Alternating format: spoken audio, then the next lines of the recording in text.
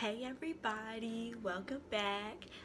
Today is a special quarterly video. Ooh. Okay, that's enough. Stay tuned.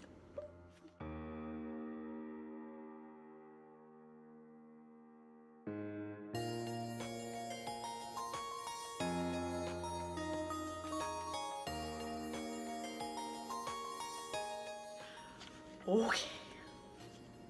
First of all, how's everybody's, fourth quarter going? We're about a month into it now. So how's it feel? How you doing? I hope everybody's doing a great job.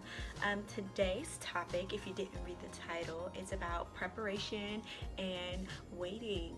Okay, so this is the patience season. Like, that's what this video is about. Disclaimer, it is spiritually led. I'm a Christian woman. We're going to be reading from the Bible today.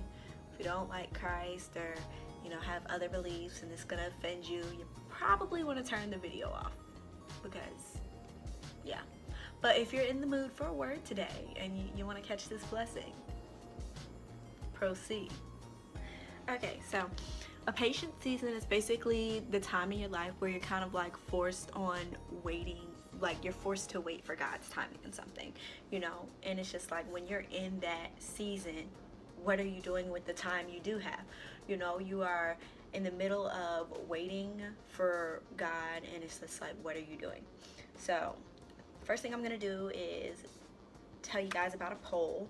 I asked everybody where they were in their life, and 90% of the people said they were preparing, and the other 10% said they were waiting.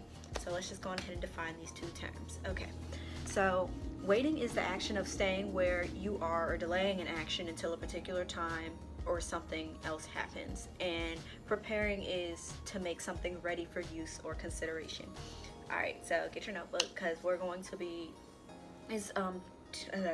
okay, so Psalm 27:13-14 says, and this is the New Century Version, whatever puts it in plain English, because that's what I need for my life. It says, I truly believe that I will live to see the Lord's goodness. Wait for the Lord's help. Be strong and brave, and wait for the Lord's help. Okay, so what that says to me is that there is a time to prepare and there is a time to wait. But waiting is something that should happen after you prepare.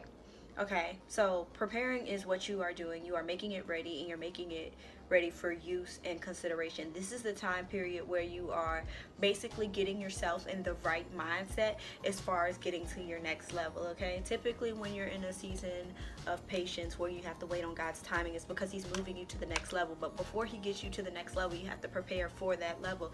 This is when all of the trials and tribulations are going to come about. This is when it seems like it's one storm after the next, just hitting you in the face. Boom, boom, boom, boom, boom. This went wrong, that went wrong, everything going wrong right now. What's going on? Jesus, please help me out of this negative situation. Those are the patient seasons, when you're dealing with all of that. And that's where you are, forced to shift things around in your life. A lot of people are going to leave you. You're going to be taking like a lot of steps back from like what you are currently doing to really focus on your spiritual journey. And at that time, that's when you are like supposed to be like checking in and seeing like where you're supposed to be going. And the next video is going to cover how to like navigate those waters as far as preparation and waiting goes. But after you have fully prepared yourself, then you can begin to wait on what God has for you, because you're now prepared. You are ready for use or consideration for the next level, if that makes sense. The example I'm going to use is creating this blog. Redoing the blog is something that's been on my mind all year long, and I'm just now, like launching it and letting it be out. But that's because there was a series of things I had to do to prepare to be in this space. Okay, so like when I was thinking about renaming the blog, it was like early in the year, like maybe January. It was just really, really early. Like it was like right when I had redone everything and launched it again. I'm just like, I'm not feeling it anymore. Queen J's World wasn't getting it for me. I was just like, this is not something that I am. It's like I created another brand for another like facet of my life, but it didn't embody me the way I needed it to. And so I was just thinking like, okay, so if I rename the blog, and at first I was just gonna rename it and keep everything on it. Like I wasn't even gonna delete it. I was just gonna like switch domain names and just, you know, have the same website. And then as time moved on, more things happened in my life. Like I said, I went through heartbreak earlier in the year. I almost lost my best friend. I had to drop one of my other friends. Like it was just a lot going on, thing after thing. And then I got scammed out of $3,000. Then after that, me and one of my, I don't know. She was a friend. We had a falling out, and you know, then the whole roommate thing happened, and then like I got scammed out of $3,000. Now my car don't work. Like it was just a lot going on. But throughout that time, I was, you know, constantly still preparing myself for this launch, preparing my business for its relaunch and everything. Like I was recording videos nonstop, like I am right now. Like just I had like everything that went on this month, like on October, I pre-recorded all those videos in like July, August, September. Like all of those videos were pre-recorded and then like scheduled on YouTube. Even this one is pre-recorded. Like today's date is October, it's early October. Is it the 8th, the 9th? It's the 9th. It's October 9th. So it's launch day. Hi! Yeah, but y'all think it's late October. Exactly. Like it's just a whole series of preparation that I had to do. And then once it got to the point where I was like, okay, and I had already built the website and it was ready to go and everything was ready for use or consideration, that's when God stepped in on his time. And he, oh my God, God bless Jasmine. She sent me $100 just for appreciation, and I cried because I'm just like, you know, I'm broke. Like I'm broke as a joke. It's not funny. And like she sent me money, and it's the exact amount of money I needed to launch the blog with my own domain name, to make the website premium so there are no ads and stuff on it, so that it can be like pretty, to pay like all of my charges on my phone so I can have enough storage in my phone to record the videos on my phone so I could download the apps and like just completely, you know, work from my phone like I've been doing. And it's just like, as long as you are preparing, when it is time for you to wait, God will pop up like right there. Like he will be ready once you are made ready for use and consideration. So that's what that taught me. There are some advantages and disadvantages as far as your, you know, waiting and preparing seasons. When you are like waiting, like just waiting around, it's very easy to get complacent and to think that you've done all you needed to do, and like this is as high as it gets, you know, it's not gonna get much better than this. It's really easy to like get complacent and to just fall into those spaces and just think, okay, it's not getting better than this, this is as high as it goes.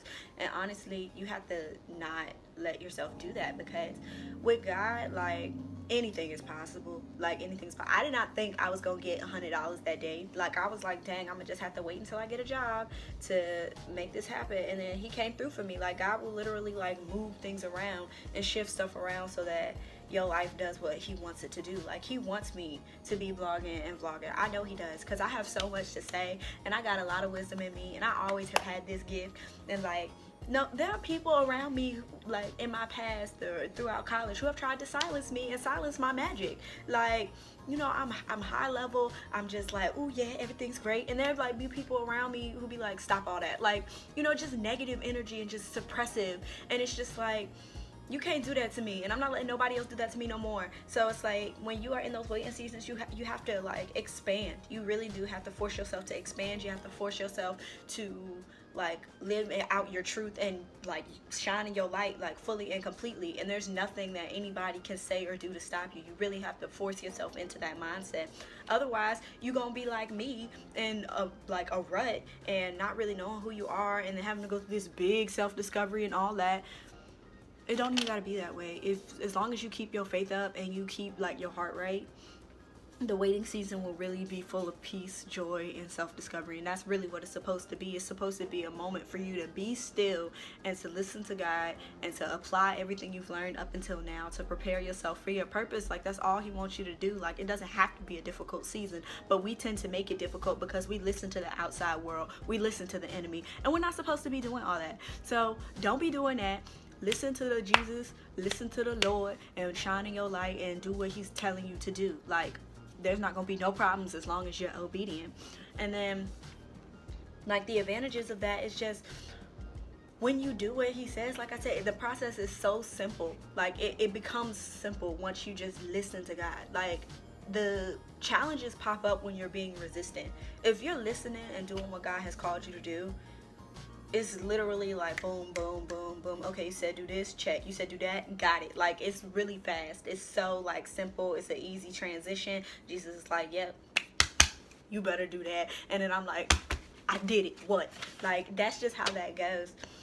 I just want to take a moment to reference this sermon. I was listening to T.D. Jakes, and he was talking about how God will stir the nest. And, like, okay, so it was this thing about eagles. He was, like, making the metaphor, you know, we will mount up on wings and fly and all that. Okay, so, like, an eagle, when it's in an egg, when the baby eagle is in the egg, the mom could open the egg for the baby, but it's the baby's job to open its own egg, because if the mom opens the egg for the baby, it'll kill the child. So the child has to get strong enough to break through its shell. And once it breaks through its shell, you know, the feathers and stuff on the nest, like, kind of cover up the shell. So, like, the baby is just sitting on, like, a pile of feathers, and it's real comfortable. And, like, it's a good lifestyle, you know. You just sitting in the nest, you chilling, you know, mama feeding you every day. You don't really got to do nothing. You just sit there, open your mouth, you get food in your mouth, you just chilling. You're like, yeah, life is great. But eagles stir up their nest so that the baby doesn't get too comfortable in the nest. And that's kind of like what God does to us in our waiting seasons. You know, he's telling you, get rid of that, get rid of that, get rid of that. You have to get rid of that. You got to prepare yourself to get out of this nest and stuff. And so that comes in the form of all of these things going wrong and things getting shaken up just to test your faith and stuff.